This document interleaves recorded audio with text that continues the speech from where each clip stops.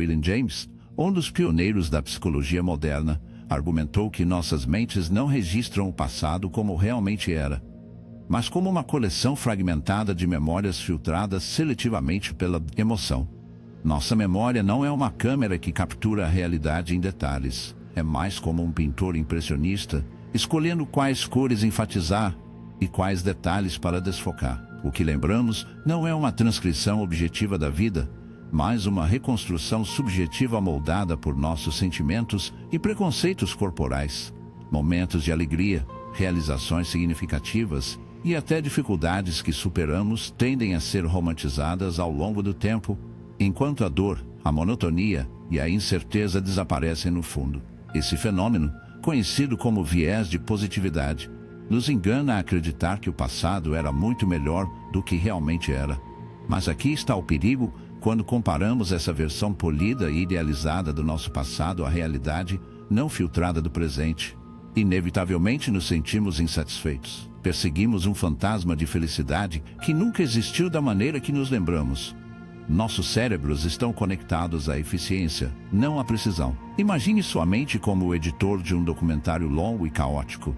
Para entender a quantidade esmagadora de informações, ela apara o desnecessário, destaca a dramática e suaviza inconsistências. É por isso que certos momentos de anos atrás se sentem nítidos e vívidos, enquanto meses inteiros parecem um borrão. William James se referiu a isso como o fluxo de consciência.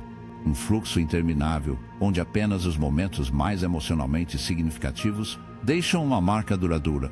A ironia é que o próprio processo que nos ajuda a criar significado do nosso passado é também o que a distorce. Se revivéssemos esses dias de ouro exatamente como eles aconteceram, poderíamos ficar chocados com o quanto esquecemos o tédio, as ansiedades, as lutas que pareciam intermináveis. Na época, o passado nunca foi tão perfeito quanto agora aparece. Mas como nossa memória edita o mundano, comparamos nossa vida atual, em toda a sua imperfeição crua, com um passado que foi retomado pelo tempo. Essa memória seletiva tem um impacto direto em nossa felicidade atual. Quando acreditamos que os melhores dias estão para trás, sabotando sem saber nossa capacidade de encontrar alegria no aqui e agora. É um truque psicológico, uma ilusão tecida tão perfeitamente em nossa consciência que raramente questionamos.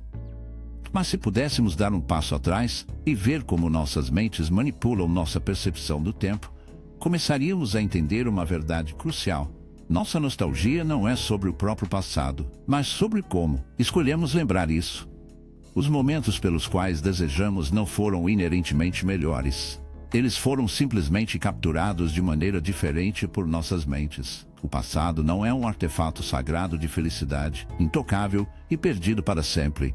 É uma história que continuamos reescrevendo, uma pintura que muda a cada olhar. Mas se a nostalgia é um truque de memória, por que ela tem uma aderência tão poderosa sobre nós?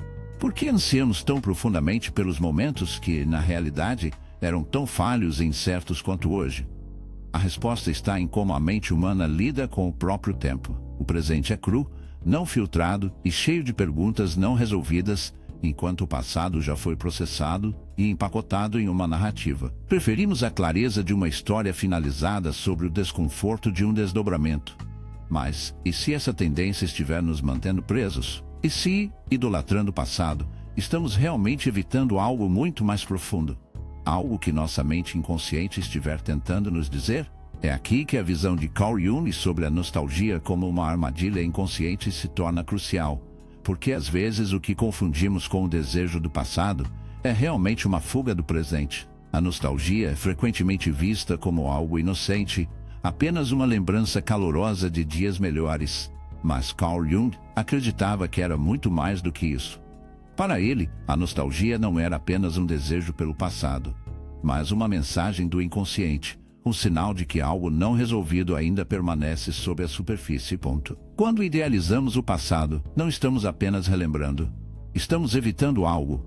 Do que estamos fugindo? O que há sobre o presente que nos faz recuar para as memórias, em vez de enfrentar o que está à nossa frente? Segundo Jung, a nostalgia geralmente mascara uma luta mais profunda, o medo da mudança, a resistência à individuação, a evitação do desconforto.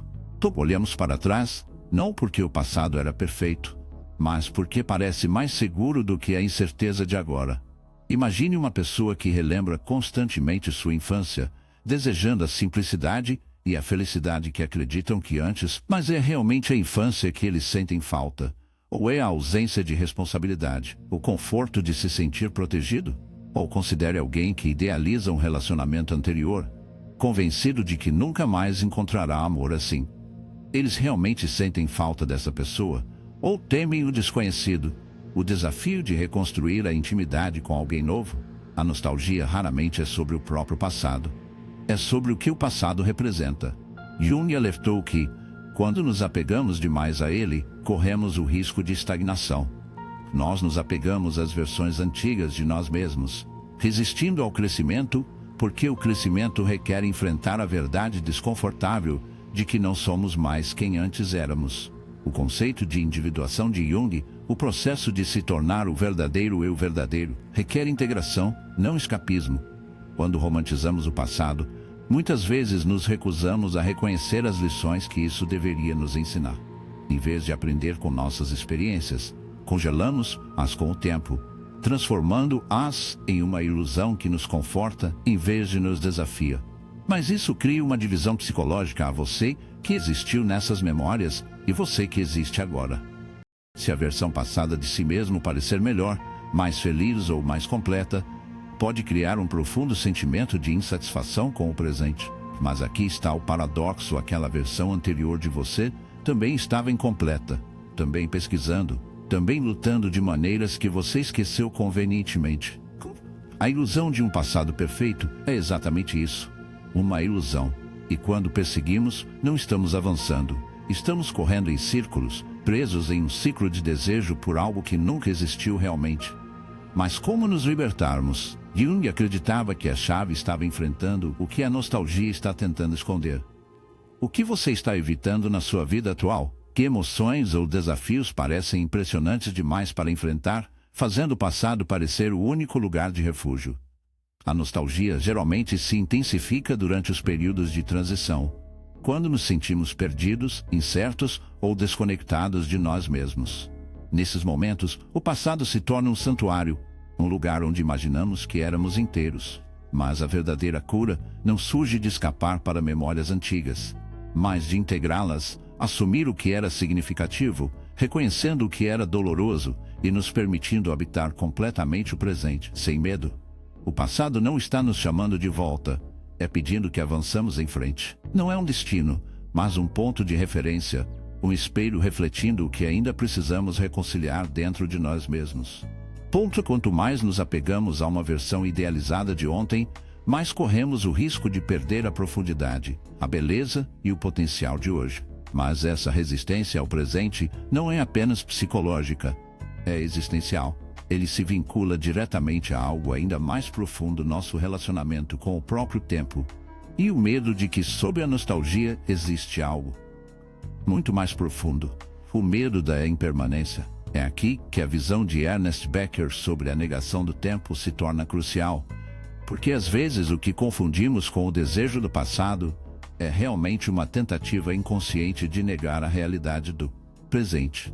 Ernest Becker, em seu trabalho inovador A Negação da Morte, propôs uma ideia ousada e perturbadora no coração de grande parte do comportamento humano. Está um medo profundo de mortalidade. A tendência humana de idealizar o passado não é simplesmente um desejo de momentos melhores.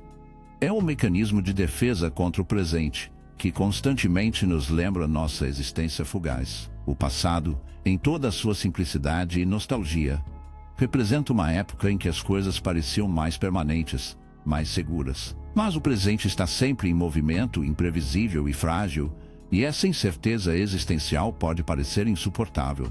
Então, o que fazemos? Nós recuamos. Nós escapamos para um passado que parece menos ameaçador, que parece imutável e fixado no tempo. Mas, ao fazer isso, negamos exatamente o que pode nos libertar: a aceitação do tempo como é, em toda a sua fluidez e impermanência. Essa negação do tempo, de acordo com Becker, é central em como evitamos enfrentar nossa própria mortalidade. Quanto mais nos fixamos no passado, mais nos distanciamos do presente, o que nos obriga a enfrentar a realidade final de que nada dura para sempre. A nostalgia nos permite nos apegar à ilusão de permanência, acreditar que os bons tempos não são apenas possíveis novamente, mas que deveriam ter durado mais tempo. Mas aqui está o problema.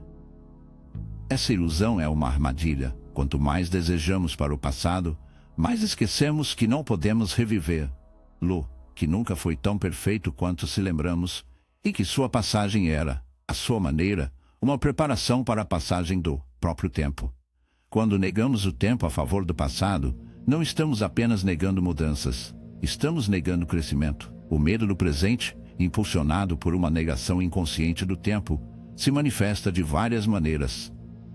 Pode parecer uma ansiedade, como um desejo de estabilidade, ou como uma nostalgia implacável que se recusa a deixar ir.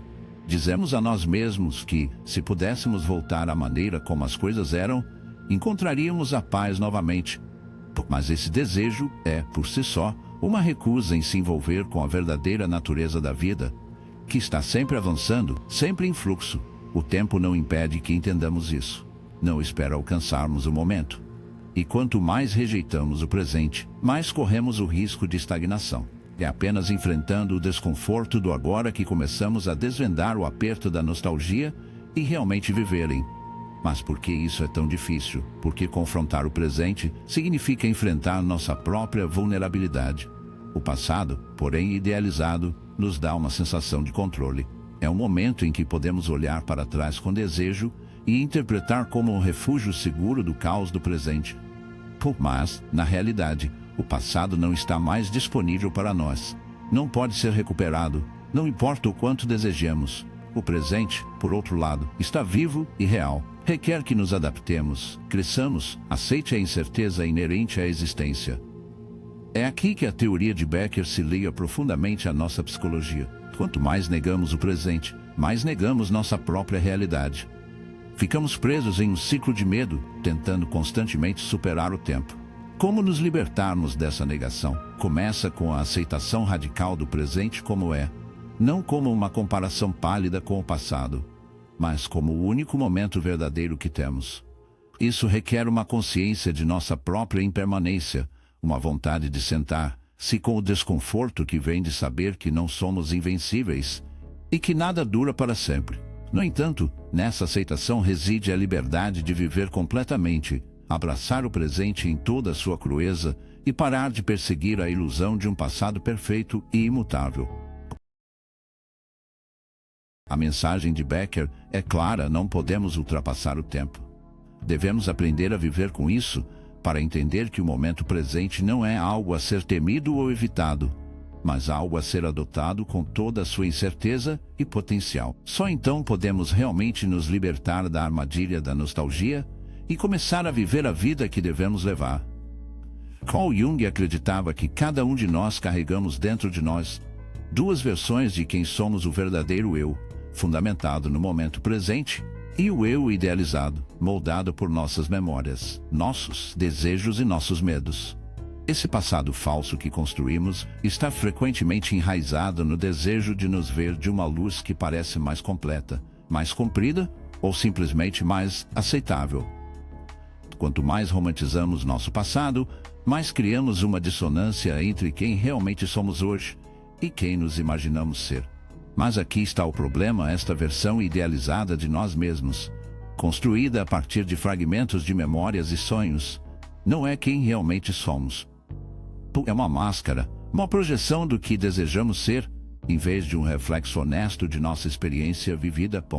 Quando nos comparamos a essa imagem construída, estamos medindo nossa realidade atual contra uma ilusão, uma versão de nós mesmos que nunca existiu realmente. Imagine olhar para trás em um momento em que você se sentiu no topo do mundo.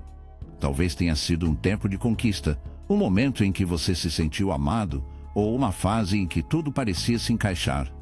Agora, no presente, você pode se sentir desconectado daquela pessoa que estava. Você pode se perguntar para onde foi essa versão. Por que a mesma energia, a mesma alegria ou a mesma confiança parecem tão distantes? Mas, e se a versão sua que você deseja não for uma representação autêntica do seu eu passado?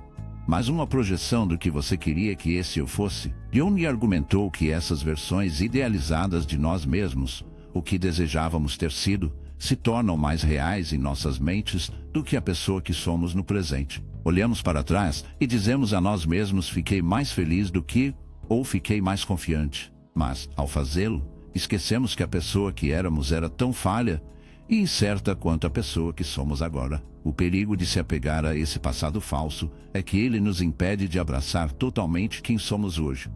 Quando constantemente nos medimos contra uma versão idealizada do passado, nunca vivemos completamente no presente. Estamos sempre presos na ideia de um eu perfeito que nunca podemos alcançar, o que cria um senso contínuo de insatisfação, dúvida e desconexão. Esse falso eu nos impede de ver a verdade de que estamos sempre evoluindo, sempre mudando. A pessoa que estávamos ontem não existe mais, e a pessoa que éramos há 10 anos é apenas uma sombra de quem somos hoje. Para realmente avançar, devemos liberar nosso apego ao eu idealizado e abraçar a autenticidade de quem somos agora. A ideia de Jung do falso passado nos convida a refletir sobre as histórias que nos contamos sobre quem éramos. Não se trata apenas de deixar de lado o passado. Trata-se de desvendar a ilusão de que o passado realizou uma versão perfeita de nós mesmos que nunca mais podemos alcançar. Em vez de desejar a pessoa que já éramos, devemos perguntar: quem sou eu agora e o que sou capaz de me tornar? Esse processo de autoaceitação, de deixar de lado a versão idealizada de nós mesmos, pode ser desconfortável. Ele nos desafia a enfrentar as realidades de nosso eu atual, com todas as suas imperfeições e incertezas. Mas, ao fazer isso também nos liberta do ônus da comparação, permitindo-nos entrar na plenitude de quem somos agora. Para realmente crescer, devemos aprender a abraçar a fluidez de nossa identidade. Devemos entender que quem éramos no passado é apenas um capítulo em uma história muito maior, uma história que ainda está se desenrolando. A chave para curar e avançar não é continuar olhando para trás para uma versão idealizada de nós mesmos, mas reconhecer que o presente é o único lugar onde acontece o crescimento real. O passado, com toda a sua glória e dor, é uma memória. O futuro é um desconhecido. Mas o presente é o único lugar onde podemos realmente criar e nos tornar. Deixe de lado o passado falso. Solte a ilusão de quem você era e abraça a pessoa que você é agora. Impede, evoluindo e viva. Somente quando aceitamos a realidade de quem somos hoje que podemos começar a moldar o futuro que desejamos. William James, em seu trabalho inovador, argumentou que a maneira como interpretamos nossas memórias molda nossa realidade. As histórias que nos contamos sobre o passado não são verdades fixas. São narrativas fluídas e em constante evolução que podem nos ligar ou nos libertar.